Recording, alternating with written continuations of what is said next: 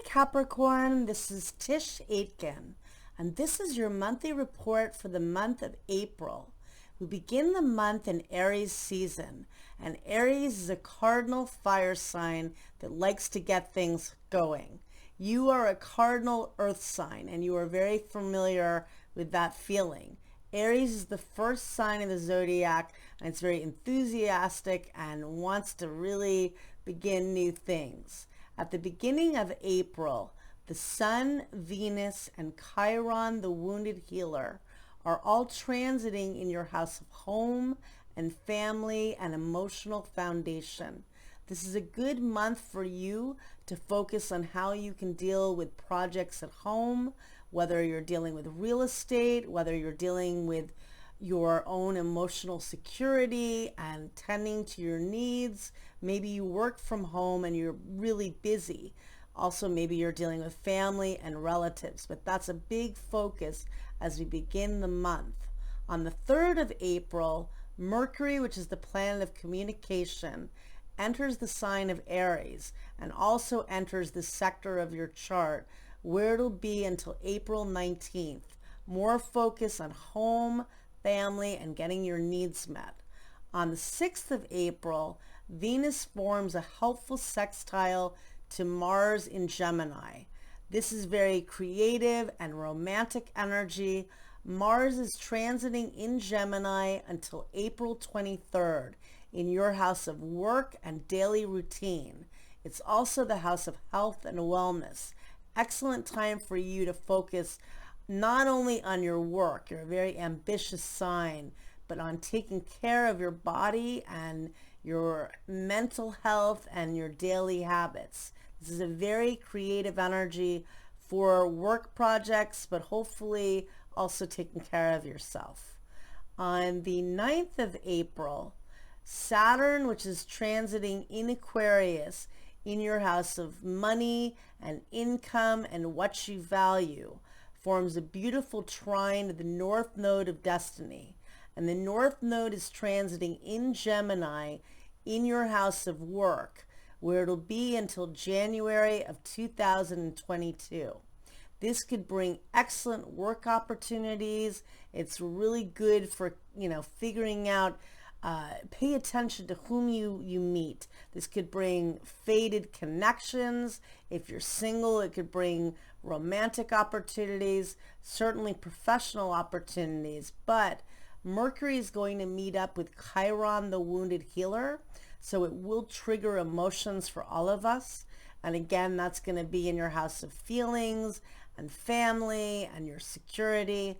And later in the day, Mars squares Neptune, and that could delay things. It could make things confusing, but there's a very fated element to this energy, and Saturn rules your sign, so it can bring very good connections. On the 11th of April, Mercury forms a helpful sextile to Saturn, and that brings really positive, constructive communication with work and with projects with home, but also the two benefics are working in harmony. Venus forms a sextile to Jupiter, and that's good for financial opportunities, for work opportunities, and just for feeling positive. On the 11th of April, there is a new moon that occurs at 10:31 p.m. Eastern Daylight Time. And this new moon is at 22 degrees and 25 minutes of the cardinal fire sign of Aries. This is the first sign of the zodiac. It falls at the bottom of your chart in the house of home and family and security. Excellent for initiating new things, excellent for doing the law of abundance and really planting seeds of what you want to begin, but know that there's a lot of volatility. That new moon directly sets off the Saturn-Pluto conjunction that occurred in your sign at 22 degrees of Capricorn on January 12th. That conjunction brought down many structures in our lives, and you know of any other sign how powerful and intense that was. You may find there's more information on how you can move ahead and be innovative and creative in this new age of Aquarius. It's likely to be a little volatile because later in the day, Venus, which is transiting in your house of home and security in the sign of Aries, squares Pluto, which is the planet of power and depth and intensity, among other things. And Pluto is still transiting in your sign in the first house. That could bring breakups, that could bring endings, or just power struggles. But nonetheless, focus on the new beginnings and the cardinal energy of this new moon. On the 13th of April, the sun in Aries works in harmony with Mars, and that's a positive energy for getting things done and feeling positive. On the 16th of April, there are more Pluto aspects because the sun squares Pluto in your sign. So that could bring power struggles at work or just at home, or, you know, just feeling people are going to be a little intense that day. So just kind of lay low.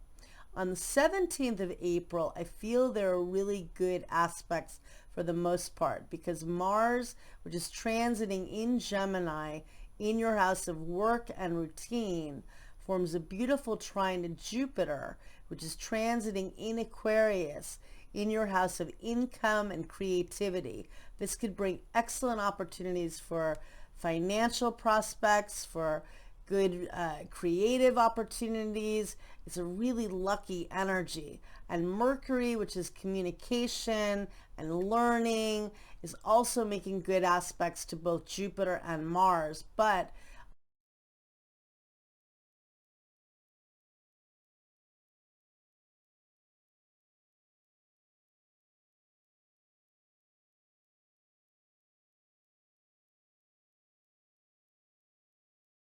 know that, but I find that day to be very, good for getting things done. On the 19th of April, both the Sun and Mercury enter the sign of Taurus, where they'll be in your house of romance and creativity. The Sun transits there until May 20th, and the Sun shines in whatever house it's in. Very creative and romantic energy. Mercury will be there until May 3rd. It's also good for creative projects.